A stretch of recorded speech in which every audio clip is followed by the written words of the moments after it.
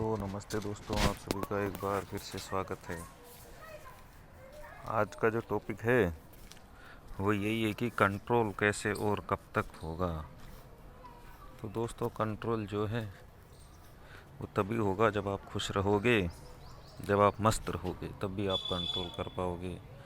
अगर आप खुद ही दुखी हो, खुद ही परेशान हो और खुद ही इधर उधर उछल कूद कर रहे हो, कुछ समझ नहीं आ रहा है आपको खुद ही, तो आप कंट्रोल नहीं कर सकते। ये मैं लिख के दे सकता हूँ। तो कंट्रोल के लिए तो पहले यही देखना है कि आप दुखी क्यों हो। दुखी इसलिए हो क्योंकि पैसा नहीं आ पा रहा है, पैसा नहीं कमा पा रहे हो, जो भी पैसा है वो गवा दिए हो, तो खुद से आपने विरोध कर रखा है। तो सबसे पहले तो आपको खुद को स्वीकार करना पड़ेगा कि जो हुआ उसको आप बदल नहीं सकते। जो हो चुका है वो हो चुका है, उसको कोई भी नहीं बदल सकता है, ना बदल पाया है। बाकी जो है आगे की जो प्लानिंग है उसको आप अगर सही से करोगे तो आप चेंज कर सकते हो। तो हुआ जो हुआ, कोई दिक्कत नहीं है, उसको भूल जाओ। और प्रकृति ने यही व्यवस्था बैठा रखी है कि इंसान का मन बुरी चीज़ें याद नहीं करता है, अच्छी चीज़ें उसको याद रहती है। आप ये नहीं याद रखोगे कि आपने कब हारे, आपको अधिकतर वही चीज़ याद रहती है कि आप कब कब जीते, कितने से कितना आपने कर लिया। या आपको बहुत कम याद आता है कि आपने कितना लॉस किया, एक दिन में कब कितना लॉस कर दिया। तो ये अच्छी बात है, ये हमारे साथ प्रकृति ने पहले से ही कर रखी है कि हम भूल जाते हैं बुरी चीज़ें। तो इसलिए हमें अच्छी चीज़ें ही याद रखनी हैं।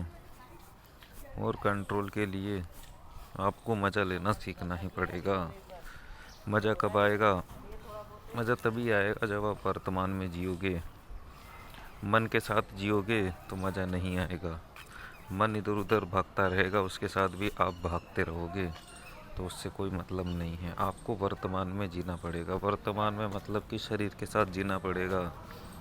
शरीर सदा वर्तमान में ही जीता है, लेकिन मन भविष्य में और पास्ट में जीता है। तो हमें शरीर के साथ जीना सीखना पड़ेगा, तभी आप कंट्रोल कर पाओगे। और एक बार अगर आपको मज़ा आ गया वर्तमान में जीने का, तो फिर आपका कंट्रोल आसानी से हो जाएगा। तो आज जाते हैं आज की कहानी पे, बोलने वाली गुफा।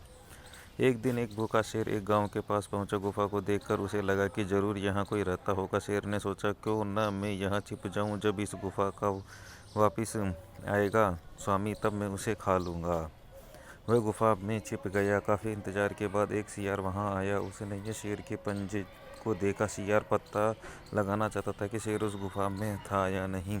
सियार जोर से चिल्लाया, प्यारी गुफा, क्या मैं सुरक्षित अंदर आ सकता हूँ? तुम कुछ जवाब क्यों नहीं देते? शेर ने सोचा, यह जरूर कोई जादू की गुफा होगी, मेरी वजह से ये कुछ बोल नहीं रही है। सियार बिना जवाब सुने अंदर नहीं आएगा, मैं ही बोलता हूँ, तुम अंदर आ सकते हो, शेर गुफा से चिल्लाया। शेर की आवाज़ सुनकर सियार आतंकित हो गया और वहाँ से चला गया। नैतिक शिक्षा मिलती है दोस्तों, खतरे के समय हमें सूझबूझ से काम करना चाहिए। ये बहुत बड़ी सलाह है, लेकिन जब स्टॉप लॉस हिट होता है तो हमारी सूझबूझ बिल्कुल ही ख़त्म हो जाती है। तो इसे हमें याद रखना चाहिए कि जब स्टॉप लॉस हो तब हमें सूझबूझ से काम करके गेम को बंद कर देना है। और जब अगला दिन आएगा जब हम लॉस को भूल चुके होंगे, और फिर हमें गेम प्ले करना है।